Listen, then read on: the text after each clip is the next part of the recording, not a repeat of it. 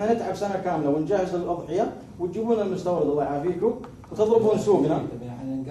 لا تكفل داخل جزئيه تخدم الحجاج بس ما تضرب الدوله كلها يا اخي. سوق حر ما تضربنا احنا كمربين. المنتج المحلي مقدم. ما تضربنا كمربين احنا يا دكتور. المنتج المحلي يحمى. المنتج المحلي احنا نتعب ونكسر المن. نكسر المن احنا نقصد تجاره خاصه ولا نكسر قوتنا اليومي ورزق عيالنا.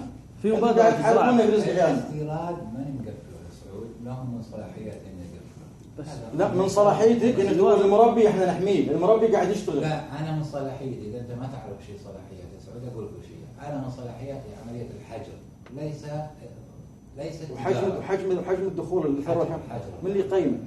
حجم الدخول من اللي يقيمه؟ الملايين من اللي يقيمه؟ طيب انت تطالب عنا يا اخي، انت عندك ثروه حيوانيه 18 مليون ونص. نعم تغرق. وتروح تقول لهم يا جماعه احنا عندنا فائض في الثروه الحيوانيه من مواطنين سعوديين. وانا